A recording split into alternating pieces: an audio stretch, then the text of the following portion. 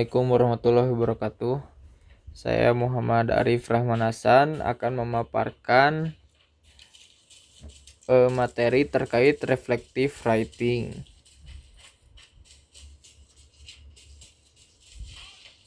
Pendahuluannya yaitu reflective writing adalah jenis karya tulis yang mana seorang penulis mendeskripsikan suatu kejadian real atau imagine, tetapi juga interaksi pikiran mengenai sesuatu, ingatan atau memori dengan menambahkan unsur refleksi pribadi dan pemberian makna terhadap kejadian tersebut dengan menyertakan tidak hanya pikiran atau refleksinya tetapi juga perasaan, emosi atau situasi personal tertentu.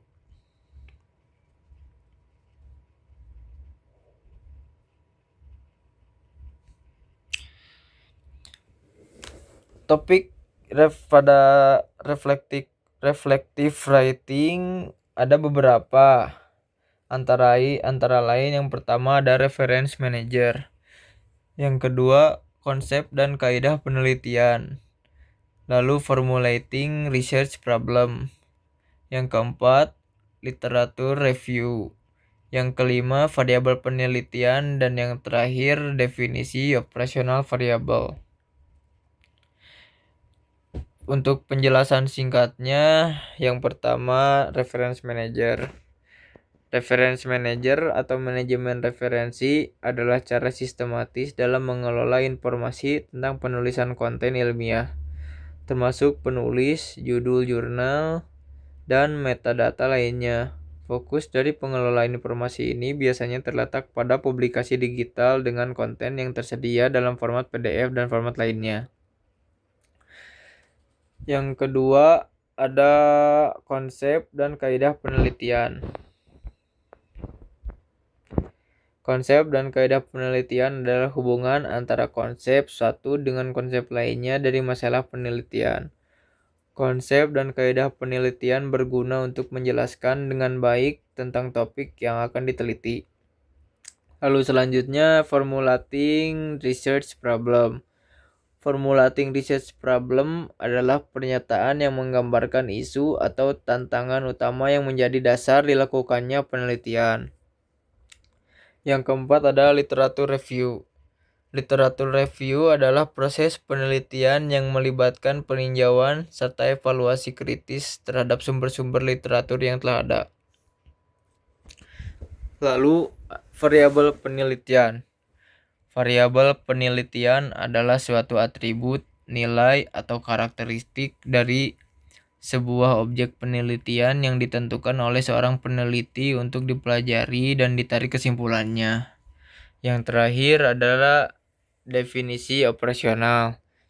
Definisi operasional adalah pemberian atau penetapan makna bagi suatu variabel dengan spesifikasi kegiatan atau pelaksanaan yang dibutuhkan untuk mengukur, mengkategorisasi, atau memanipulasi variabel.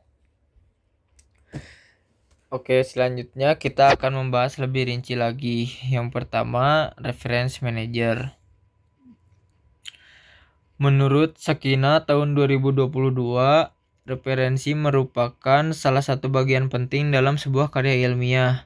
Karena dengan melihat referensinya bisa dilihat seberapa banyak sumber bacaan yang dibaca oleh penulis selama proses pembuatan karya ilmiah tersebut. Ketika penulis menggunakan banyak referensi dari sumber-sumber yang baik, maka semakin berkualitas pula karya ilmiahnya. Fungsi pengelola referensi ini memungkinkan penulis untuk mencari literatur yang relevan, menyimpan referensi pada database, serta membantu penulisan sitasi dan referensi daftar pustaka dengan mengikuti format tertentu. Contohnya, dalam penggunaan reference manager ada Mendeley. Mendeley merupakan software manajemen referensi yang membantu mengorganisir artikel ilmiah, yaitu dalam membuat kutipan daftar pustaka. Selain itu, pengguna software ini juga dapat berkolaborasi dalam jaringan sosial menurut Rahmawati tahun 2018. Yang kedua ada EndNote. EndNote adalah suatu paket perangkat lunak manajemen referensi komersial yang digunakan untuk mengelola bibliografi dan referensi saat menulis esai atau artikel. Fungsi EndNote yaitu untuk mengolah referensi, mengolah gambar, melacak referensi online, dan menyusun bibliografi manuskrip menurut Puspita tahun 2021. Yang ketiga ada Zotero. Zotero merupakan program pengelolaan citasi, kutipan, referensi, dan bibliografi yang dirancang untuk tujuan non-komersil, sehingga dapat diperoleh dan digunakan secara gratis. Sebagai manajemen referensi, Zotero memudahkan penulis untuk melakukan citasi sehingga mencegah terjadinya plagiarisme yang tidak disengaja, menurut Nurul tahun 2021. Yang ketiga ada konsep dan kaidah penelitian. Menurut Kerlinger tahun 2006 menyatakan bahwa penelitian adalah penyelidikan yang dilakukan secara sistematis, terkontrol, empiris, dan kritis terhadap fenomena alam yang dipandu oleh teori dan hipotesis. Definisi ini menekankan bahwa proses penelitian harus terstruktur, dapat diuji, serta didasarkan pada data empiris.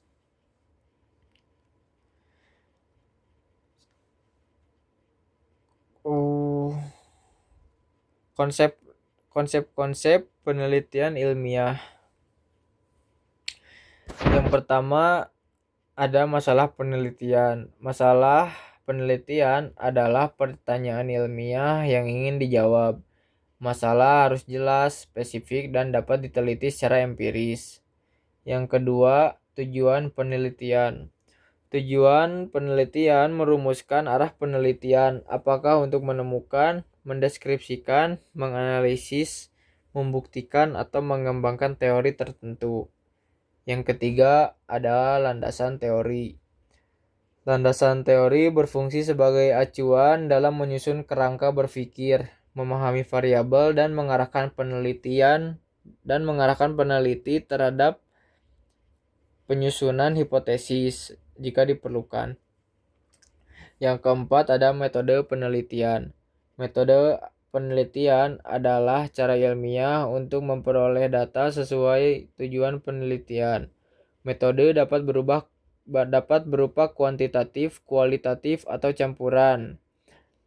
Yang kelima, teknik pengumpulan data. Data dapat diperoleh melalui observasi, wawancara, angket, dokumentasi, eksperimen, dan teknik lain yang sesuai dengan jenis penelitian. Lalu yang terakhir ada analisis data. Analisis dilakukan untuk mengolah data menjadi informasi yang bermakna sehingga dapat ditarik kesimpulan yang valid. Lalu selanjutnya elemen-elemen dalam kaidah dalam penelitian. Yang pertama yaitu objektivitas. Penelitian harus bebas dari kepentingan dan bias pribadi peneliti. Data harus menjadi dasar utama dalam penyimpulan hasil penelitian. Selanjutnya sistematis. Penelitian harus dilakukan secara sistematis melalui langkah-langkah beruntun dan terstruktur, mulai dari identifikasi masalah hingga penarikan kesimpulan. Yang ketiga, empiris. Kesimpulan harus didasarkan pada bukti nyata dari hasil pengamatan, eksperimen, atau pengalaman yang dapat diverifikasi. Selanjutnya yang keempat, logis. Setiap langkah penelitian harus dapat dijelaskan secara rasional dan berdasarkan logika ilmiah. Selanjutnya, replikabilitas. Prosedur dan hasil penelitian harus dapat diuji kembali oleh peneliti lain sehingga validitasnya dapat dipastikan. Lalu ada akuntabilitas. Setiap langkah penelitian harus dapat dipertanggungjawabkan secara ilmiah, baik secara metodologis maupun etis.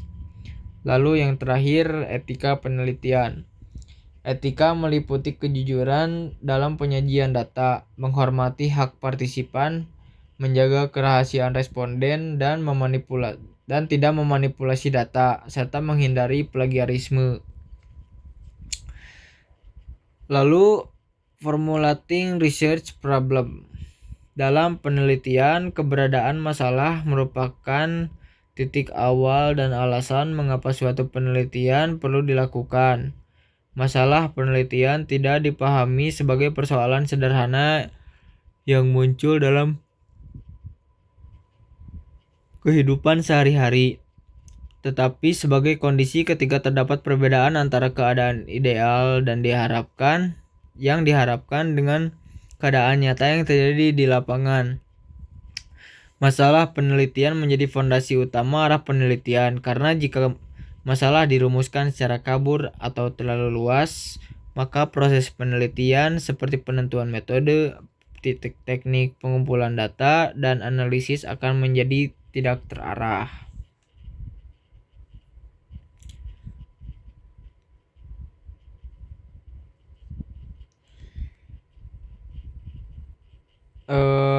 Di sini ada tahapan-tahapan dalam merumuskan masalah. Yang pertama ada identifikasi.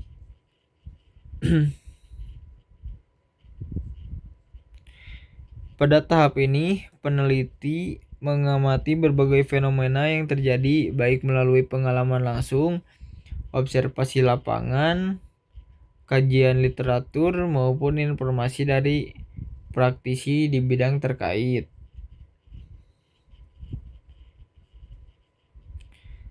Lalu yang kedua adalah pembatasan masalah. Setelah berbagai fenomena berhasil diidentifikasi, peneliti menentukan bagian mana yang paling penting, paling relevan dengan bidang ilmu, dan paling memungkinkan untuk diteliti.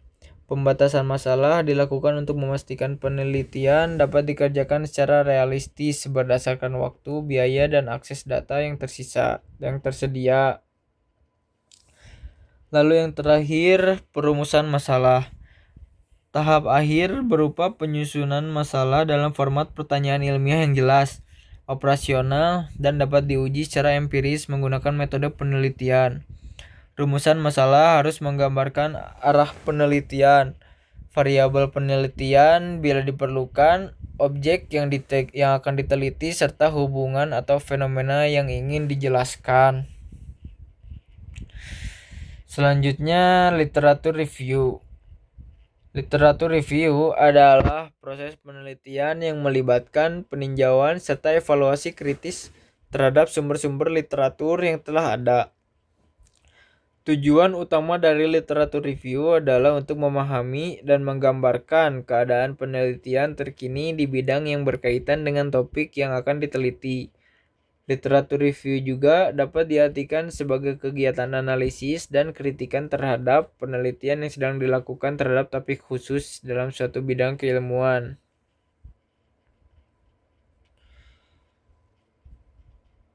Isi dari literatur review berupa penjelasan atau pembahasan mengenai teori-teori yang terkait dengan temuan atau topik penelitian tersebut. Penjelasan teori-teori ini kemudian menjadi landasan teori yang digunakan dalam pembuatan karya ilmiah atau dalam melakukan kegiatan penelitian.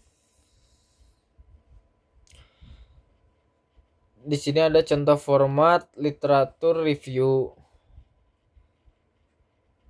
Contoh format literatur review yang disediakan di bawah ini menguraikan bagian-bagian utama dan subjudul yang harus dimasukkan dalam literatur review. Berfungsi sebagai template yang akan diadaptasi dan dimodifikasi sesuai dengan persyaratan khusus penelitian. Yang pertama ada pendahuluan. Pada bagian ini, peneliti memberikan gambaran singkat tentang topik yang akan dijelaskan. Hal ini menetapkan konteks untuk review dan menyoroti kesenjangan dalam pengetahuan. Yang kedua, ada tujuan penelitian.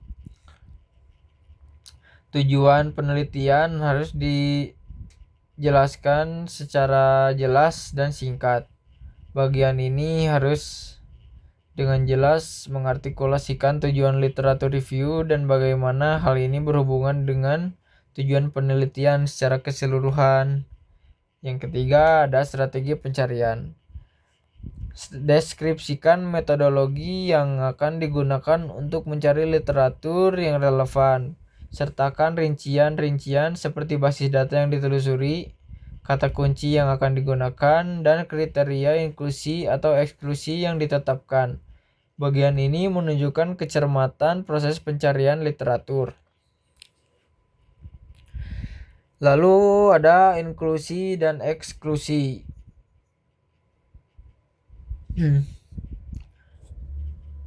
Pada bagian ini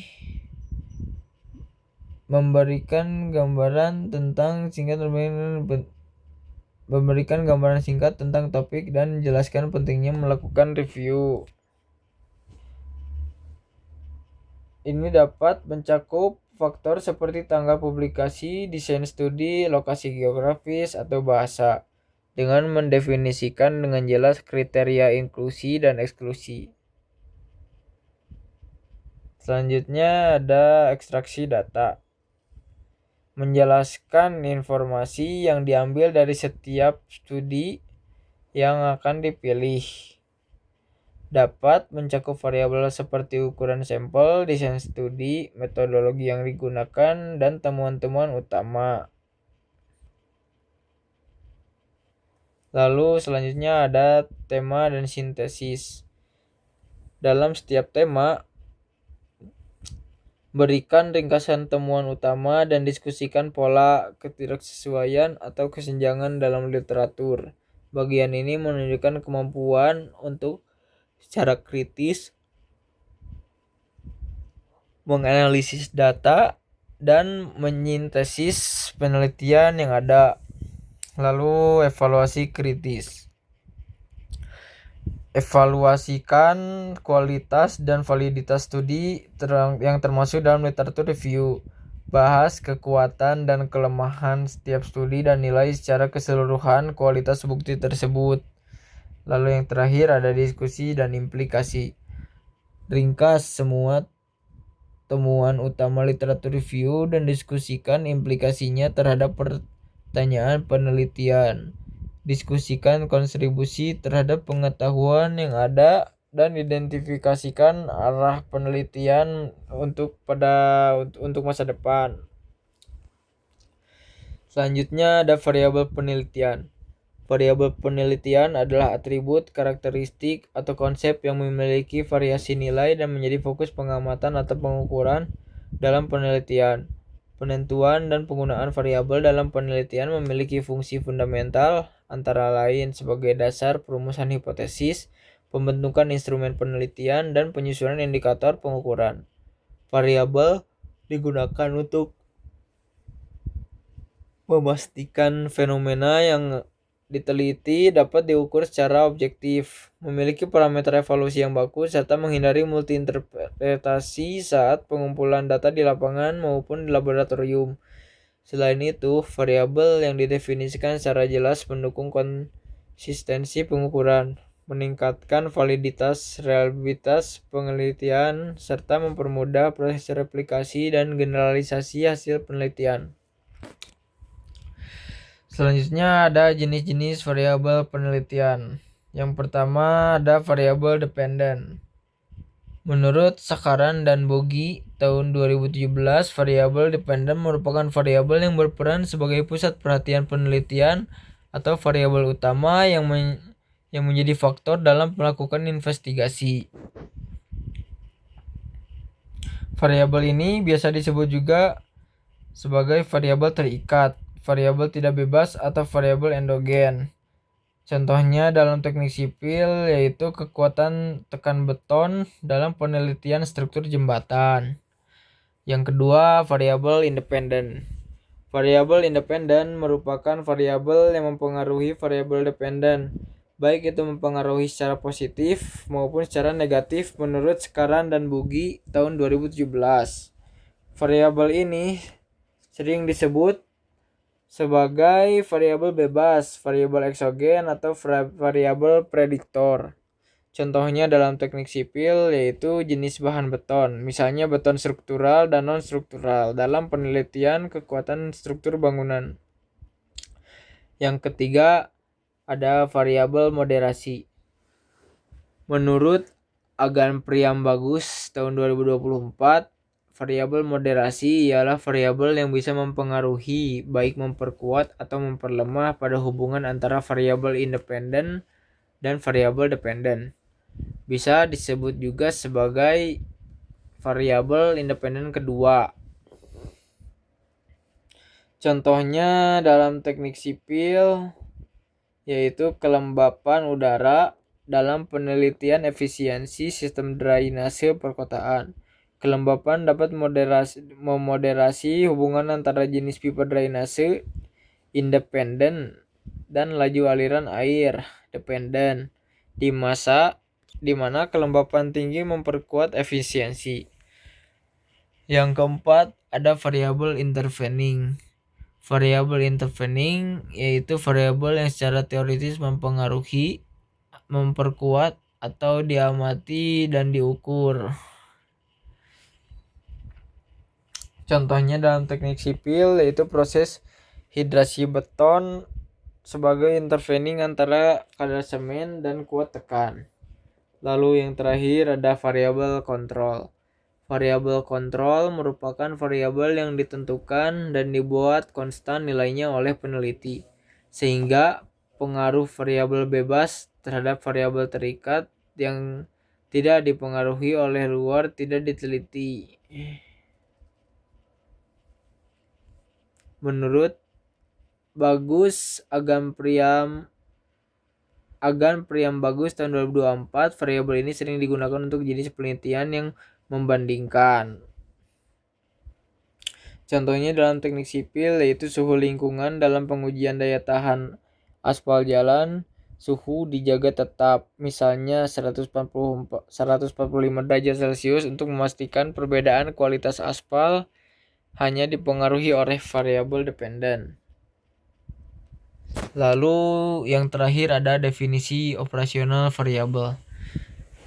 Definisi operasional variabel atau DOV adalah penjabaran variabel penelitian ke dalam bentuk yang lebih konkret, terstruktur, dan dapat diamati. Tujuan utama dari DOV adalah memastikan bahwa setiap variabel dalam penelitian memiliki batasan dan cara pengukuran yang jelas, sehingga proses pengumpulan dan analisis data dapat dilakukan secara sistematis dan objektif.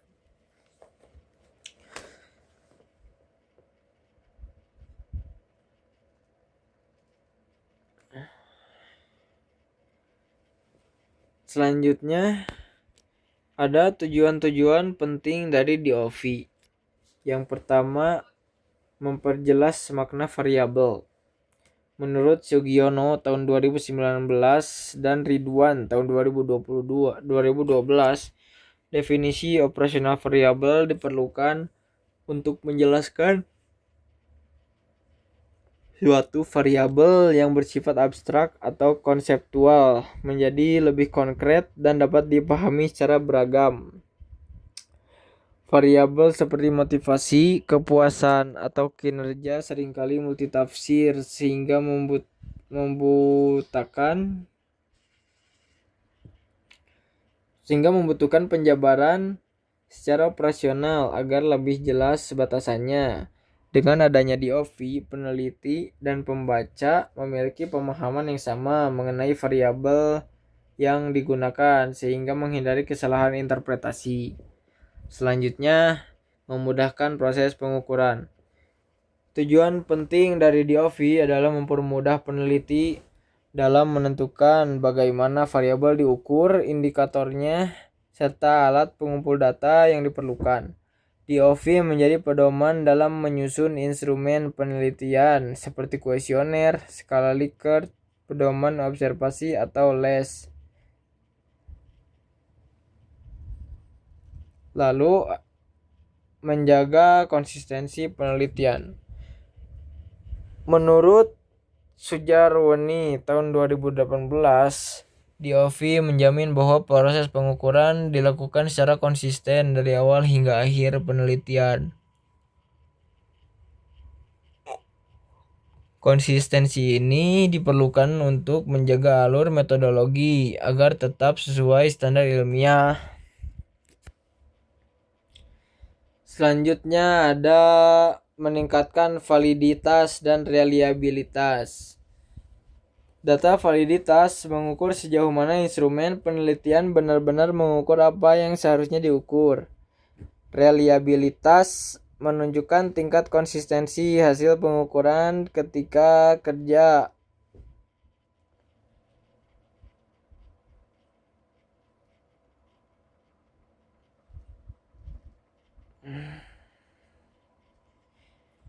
Semakin rinci DOV yang digunakan, semakin kecil kemungkinan terjadinya kesalahan dalam pengukuran variabel.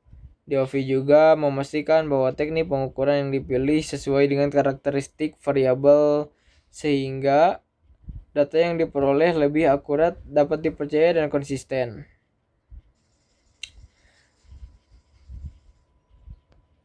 Lalu memungkinkan replikasi penelitian. DOV berkontribusi pada peningkatan validitas dan reliabilitas penelitian. Instrumen yang disusun berdasarkan indikator operasional yang jelas mampu menghasilkan data yang akurat dan stabil ketika diukur berulang kali menurut Kerlinger dan Lee tahun 2000. Sugiono 2019 menambahkan bahwa kejelasan indikator membuat data yang lebih mudah untuk digunakan Alsatian tree. Lalu selanjutnya mengurangi bias peneliti. Salah satu ciri penelitian ilmiah adalah dapat direplikasi oleh peneliti lain. DOV memungkinkan hal tersebut dengan menyediakan instruksi pengukuran yang jelas dan terperinci. Ketika variabel dioperasionalkan dengan baik, peneliti lain dapat mengulang penelitian dengan kondisi yang serupa dan memperoleh hasil yang dapat dibandingkan. Menurut Creswell tahun 2014. Menurut Newman 2014, replikasi juga penting untuk memvalidasi temuan dan memperkuat bukti ilmiah. Baik, segitu saja pemaparan dari saya. Terima kasih. Wassalamualaikum warahmatullahi wabarakatuh.